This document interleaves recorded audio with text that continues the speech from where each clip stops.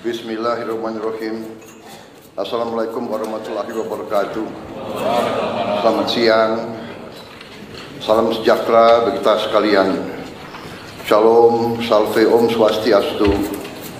Namo buddhaya, salam kebajikan. Yang saya hormati Saudara Wakil Presiden, Saudara Gibran Raka Buming Raka, saudara-saudara para menteri koordinator, para menteri, para kepala badan, ketua Dewan Ekonomi Nasional, Jaksa Agung, Kepala BIN, Kapolri, Panglima TNI, seluruh anggota Kabinet Merah Putih yang saya hormati dan saya banggakan. Tentunya sebagai insan yang bertakwa, marilah kita tidak henti-hentinya memanjatkan puji syukur kehadirat Tuhan yang Maha Besar, Tuhan Maha Kuasa bagi umat Islam, Allah Subhanahu wa Ta'ala, atas segala karunia kesehatan, kedamaian yang masih diberikan kepada kita dan bangsa kita. Saudara-saudara, saya kumpulkan saudara-saudara melaksanakan sidang Kabinet Paripurna yang ke-8 dalam pemerintahan kita. Ini menjelang 10 bulan pertama pemerintahan yang kita lakukan atas mandat dari rakyat Indonesia. 10 bulan ini kita rasakan bersama adalah 10 bulan yang sangat penuh dengan karya, dengan kerja, dengan prestasi. Saya sebagai nahkoda, saya sebagai presiden, saya sebagai pemimpin saudara-saudara, karena sebagai kapten kesebelasan, saya ingin menyampaikan terima kasih atas kerja keras saudara-saudara semuanya. Dari hati saya paling dalam, saya menyampaikan penghargaan atas kerja keras saudara-saudara. Saudara-saudara, kita semua punya pengalaman yang berbeda-beda, tapi kita semua punya pengalaman sebagai pemimpin. Dan kita mengerti betapa sulitnya untuk mengkoordinasikan, untuk mengendalikan, untuk memimpin manusia. Manusia dengan segala keyakinan masing-masing, segala pengalaman, segala pendapat harus kita jadikan satu tim. Saya merasa saudara-saudara sudah bekerja sebagai satu tim. Saya kira tanpa kerja keras saudara sebagai tim, tidak mungkin kita capai apa yang sudah kita capai hari ini. Dalam waktu yang masih singkat, banyak sekali yang telah kita capai. Strategi yang sudah saya canangkan ternyata mulai terasa dan terlihat bahwa strategi kita benar, kita berada di arah yang benar, kita berada di azimut kompas yang benar.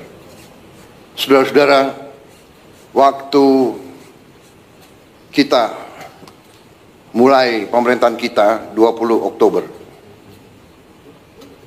situasi geopolitik dan geoekonomi tidak serumit sekarang.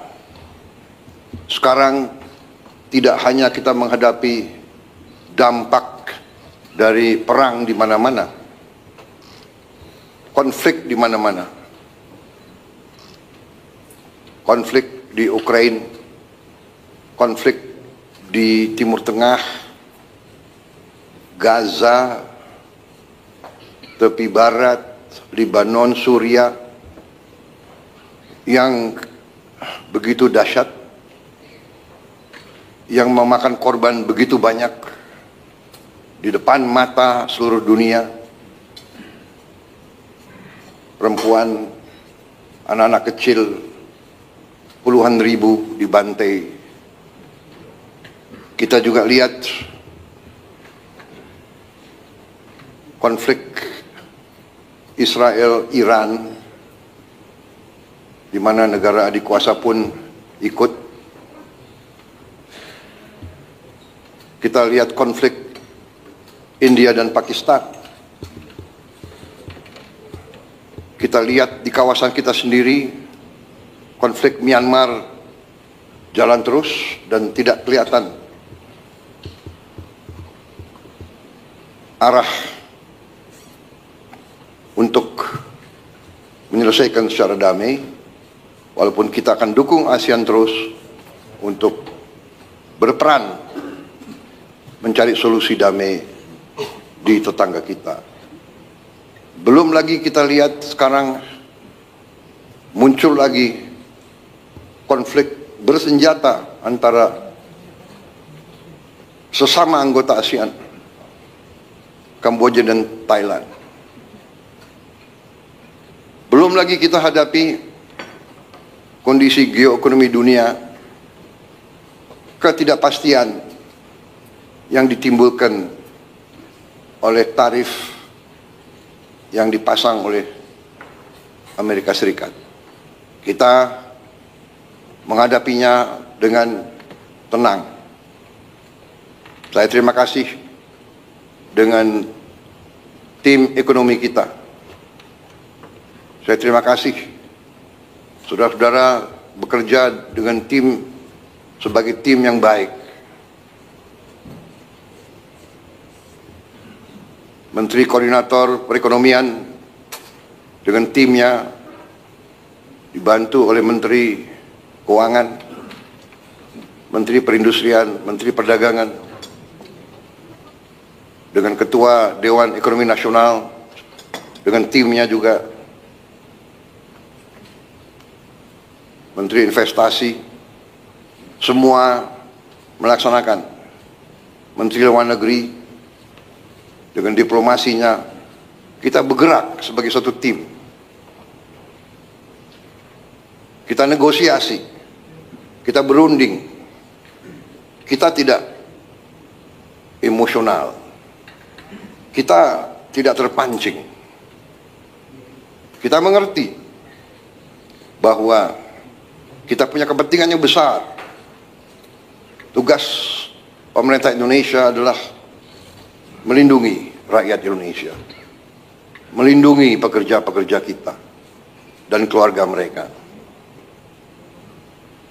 Untuk itu, kita telah mencapai suatu titik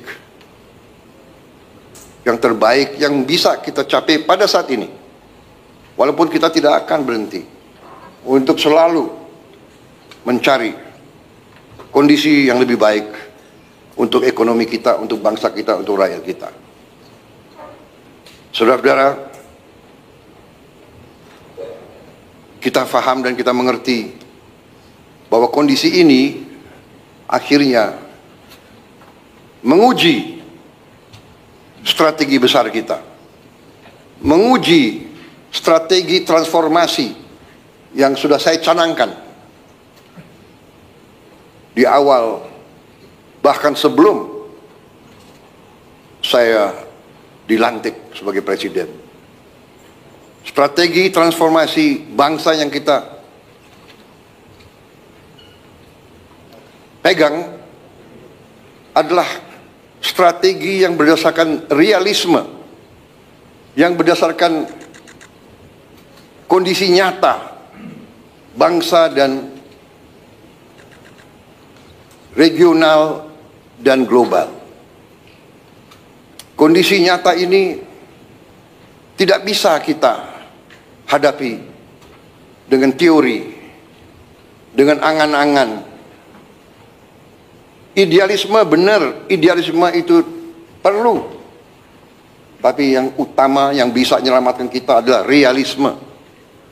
kita harus dengan realistis melihat situasi dan kita ambil langkah-langkah. Saudara-saudara, sejak lama saya berkeyakinan bahwa apapun terjadi, bangsa kita akan aman kalau kita kuasai pangan kita. Kalau kita bisa amankan pangan kita, kita bisa jamin bahwa kita bisa beri makan kepada rakyat kita. Setiap hari, setiap minggu, setiap bulan, setiap tahun. Saya tidak pernah percaya bahwa suatu bangsa bisa merdeka kalau dia tidak bisa produksi pangannya sendiri. Tidak ada dalam sejarah manusia. It does not happen. It will not happen. Tidak ada negara yang merdeka berdaulat tanpa dia bisa produksi makannya sendiri. Karena itu, produksi pangan bagi saya adalah strategis. Selalu bangsa kita diganggu, bahkan dirusak melalui pangan. Kalau ada bangsa lain yang ingin merusak kita, dia akan merusak pangan kita. Alhamdulillah, dengan langkah-langkah yang cepat dan terus terang saja, dengan transisi yang baik antara Presiden Joko Widodo dan saya, kita bisa dalam posisi sekarang. Produksi pangan kita bisa saya sampaikan berada dalam kondisi yang aman dan kuat. Terima kasih kepada semua pihak yang mencapai ini. Ini juga hasil kerjasama, hasil teamwork. Menteri Pertanian dibantu oleh menteri-menteri lain, didorong oleh Menteri Keuangan, dibantu oleh TNI dan polisi, juga kejaksaan. Karena dalam ekonomi kita menghadapi pemain-pemain yang punya agenda lain daripada kita. Pemain-pemain di ekonomi ini ada yang niatnya hanya cari keuntungan sebesar-besarnya, tidak peduli rakyat kondisinya kayak apa. Bila perlu, rakyat dimiskinkan terus agar mereka bisa mengisap kekayaan kita, bagaikan mengisap darah. Ada. Ini namanya realisme. Kita bukan anak kecil. Kita duduk di sini, di kabinet ini, saya sebagai presiden, wakil presiden semua, kita di sini bukan anak-anak kecil. Kita tidak bisa dibohongi, kita tidak bisa ditipu lagi. Kita ingin baik. Kita ingin beri kesempatan kepada semua. Tapi kita tidak rela rakyat Indonesia dimiskinkan terus.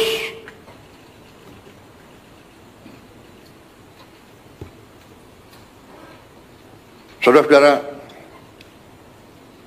alhamdulillah, arah kita di bidang pangan cukup berhasil. Cadangan yang ada di pemerintah sekarang terbesar sepanjang sejarah. Nilai tukar petani meningkat dan nanti menteri-menteri akan laporan masing-masing. Ini sebagai pembukaan. Tetapi di sini saya tekankan bahwa strategi kita ternyata berada di arah yang sudah benar. Saudara-saudara sekalian, dengan demikian tentunya kita sekarang saya persilakan beberapa menteri untuk melaporkan kondisi di sektor masing-masing. Kita prioritaskan tentunya para menteri sebagai leading sektor, sebagai leading katakanlah sebagai ketua satgas di bidang masing-masing yang prioritas, pangan, energi, pemberantasan kemiskinan dan kelaparan, kemudian pembangunan SDM, kesehatan, perumahan. Saya persilakan Sekretaris Kabinet untuk mengatur laporan-laporan masing-masing. Terima kasih. Yang terhormat Bapak Presiden, Bapak Wakil Presiden, setelah ini kita akan melaksanakan laporan dari masing-masing kementerian terkait program prioritas, diawali dari laporan Ibu Menteri Keuangan, kemudian selanjutnya Menteri Investasi, Menteri Pertanian, Menteri ESDM, Kepala Badan Gizi Nasional, Menteri Sosial, Menko Pangan, dan selanjutnya Menteri Dikdasmen dan Mendikti. Dipersilakan untuk Ibu Menteri Keuangan. Terima kasih, izin Bapak Presiden, Bapak Wakil Presiden, Bapak dan Ibu sekalian dari Kabinet Merah Putih. Bismillahirrahmanirrahim. Assalamualaikum warahmatullahi wabarakatuh. Bapak Presiden, Bapak Wakil Presiden dan Kabinet, kami ingin menyampaikan rancangan APBN 2026. Namun karena ini adalah persiapan nota keuangan, Bapak, apakah pers masih ada di sini? Karena nanti Bapak tanggal 15 akan menyampaikan di depan DPR. Baik, terima kasih. Sahabat pers, sudah disiapkan makan dan minuman yang baik.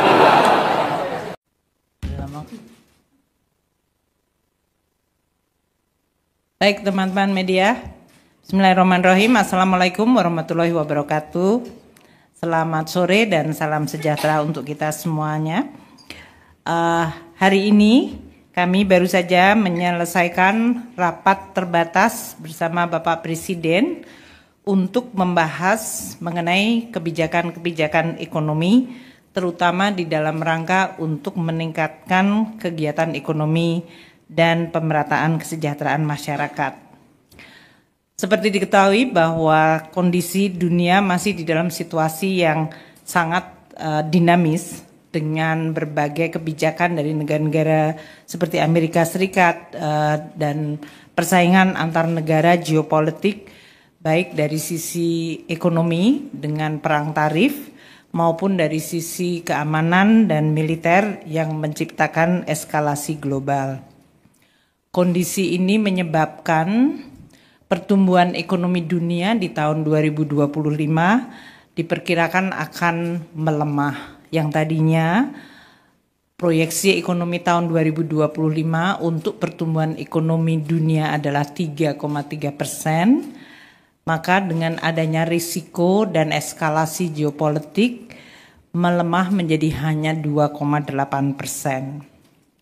Situasi ini tentu akan memberikan pengaruh kepada perekonomian nasional, baik itu dari sisi harga-harga komoditas, kegiatan ekspor, dan juga dari sisi volatilitas di sektor keuangan, yaitu nilai tukar maupun juga dari suku bunga. Pemerintah terus melihat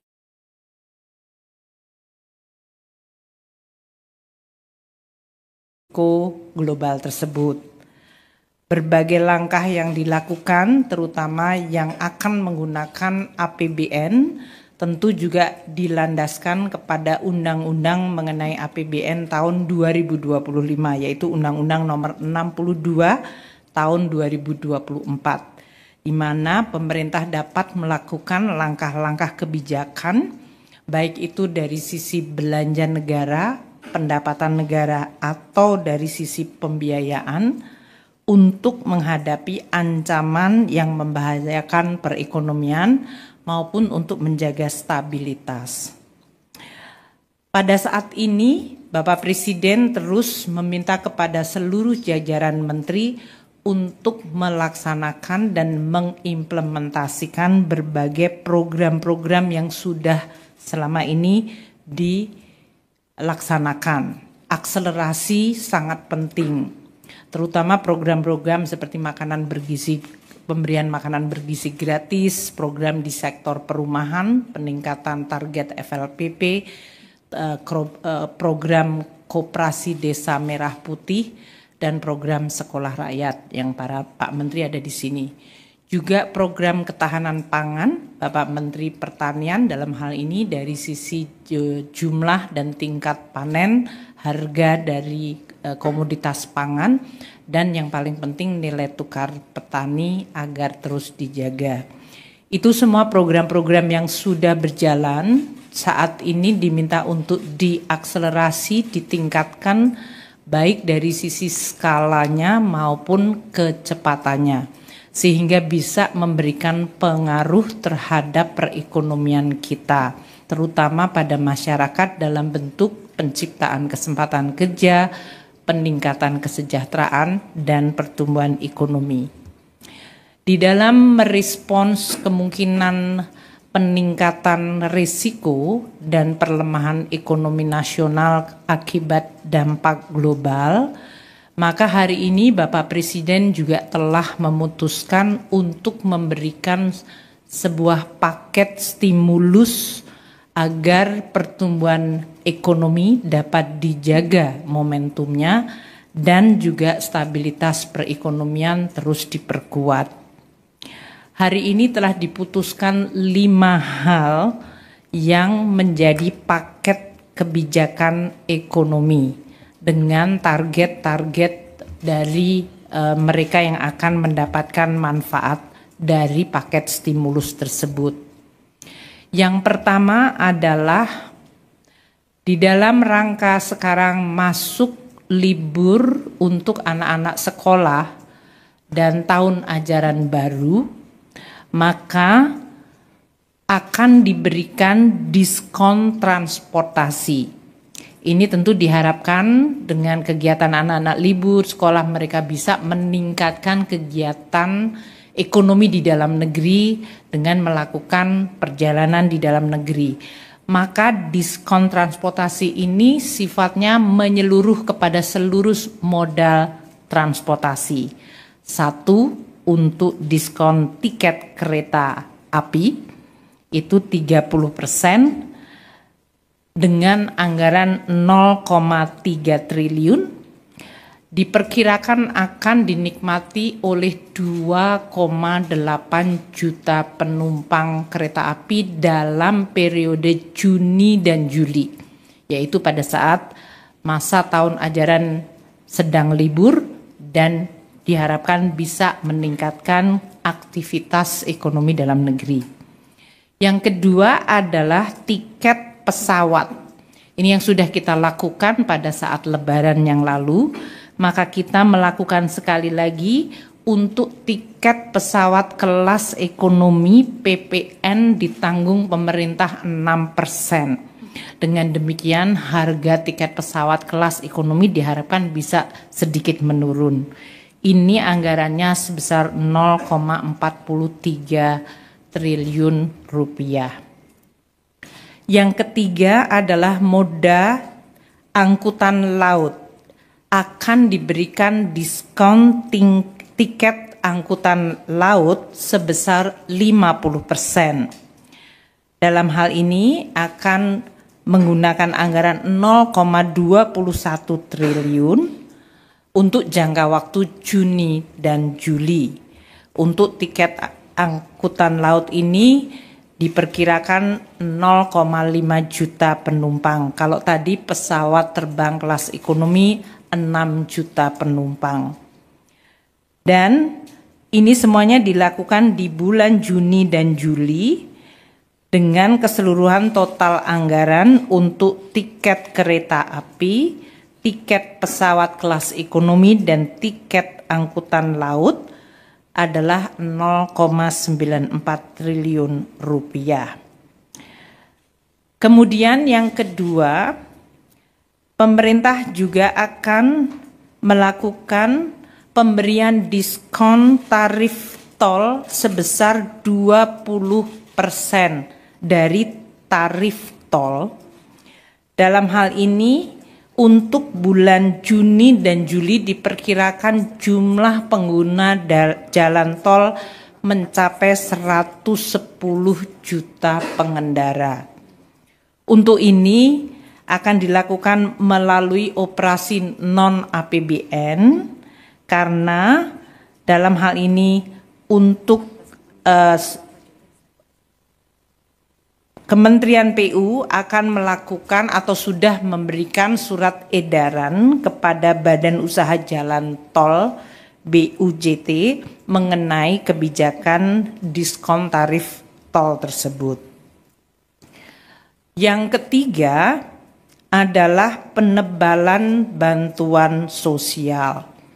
Pemerintah memerlukan untuk memberikan dukungan kepada kelompok paling rentan dan miskin.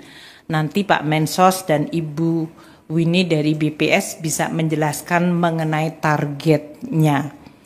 Saat ini untuk penebalan bantuan sosial akan diberikan tambahan dana 200.000 per bulan untuk 2 bulan kepada penerima sasaran kelompok penerima manfaat untuk program kartu sembako sebesar 18,3 juta kelompok penerima manfaat.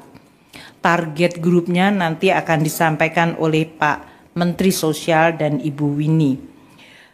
Selain diberikan 200.000 per bulan untuk 2 bulan yang akan dibayarkan pada bulan Juni ini, mereka juga akan mendapatkan 10 kg beras, bantuan beras gratis untuk 2 bulan. Jadi akan dapat 20 kg beras. Dalam hal ini, total anggaran yang disediakan untuk pemberian tambahan kartu sembako dan bantuan pangan adalah sebesar 11,93 triliun rupiah. Pemerintah dalam hal ini Kementerian Sosial akan melaksanakan untuk tambahan kartu sembako yaitu 200.000 per bulan dibayarkan bulan Juni. Sedangkan untuk bantuan pangan akan dilaksanakan dengan Bappenas dan Kementerian Pertanian. Pak Menteri Pertanian akan menjaga agar penyaluran beras bisa membantu kelompok paling miskin dan rentan tanpa menyebabkan harga beras turun di tingkat petani.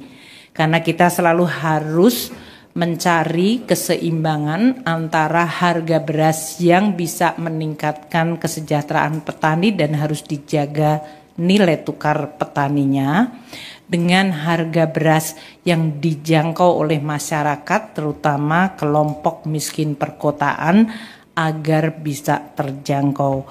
Oleh karena itu untuk bantuan pangan beras ini nanti Pak Menteri Pertanian yang akan menjelaskan baik melalui stabilisasi pasokan harga pangan atau melalui bantuan pangan yang akan ditetapkan pelaksanaannya di bulan Juni dan Juli tanpa mengganggu harga beras yang ada di tingkat petani. Kelompok yang keempat ini ditujukan kepada pekerja dan para guru honorer, yaitu pemberian bantuan subsidi upah PSU kepada 17,3 juta pekerja yang memiliki gaji di bawah 3,5 juta atau di bawah upah minimum provinsi, kabupaten, dan kota.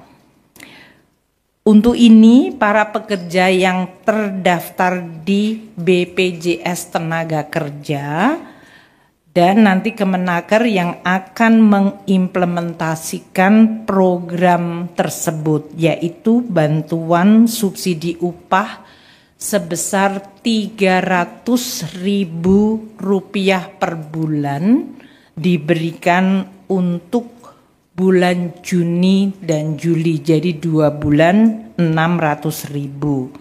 Penyaluran juga akan diupayakan pada bulan Juni ini. Selain itu, selain kepada pekerja yang memiliki gaji di bawah 3,5 juta rupiah, yaitu 17,3 juta pekerja tersebut, akan diberikan juga bantuan subsidi kepada 565.000 guru honorer, baik itu 288.000 guru di lingkungan Kementerian Dikdasmen maupun 277.000 guru di Kementerian Agama.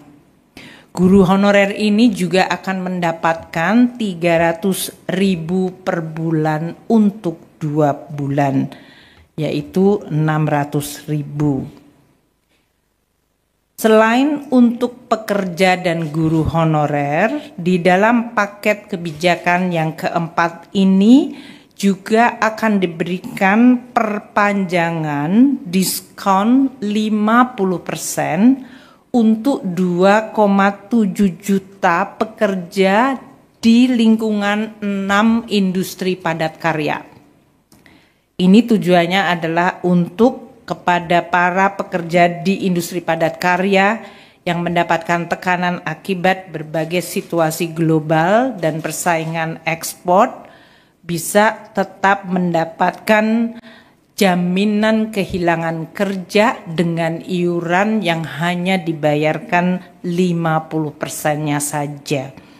Ini tentu anggarannya berasal dari non-APBN. Sementara untuk subsidi upah dan untuk guru honorer akan disediakan anggaran dari APBN sebesar 10,72 triliun rupiah. Itu adalah kelompok stimulus paket yang keempat. Dan yang kelima yang menyangkut diskon iuran jaminan kehilangan kerja. Kami melihat dari 17,3 juta ini per sektor tentu akan terkena pada sektor-sektor formal dan terutama pada pekerja yang upahnya di bawah 3,5 juta rupiah. Dengan stimulus ini dan akselerasi program-program pemerintah yang telah saya sampaikan tadi, jadi saya ulang sekali lagi, untuk sembako 11,97 triliun, nomor 3, untuk diskon transportasi 0,94 triliun,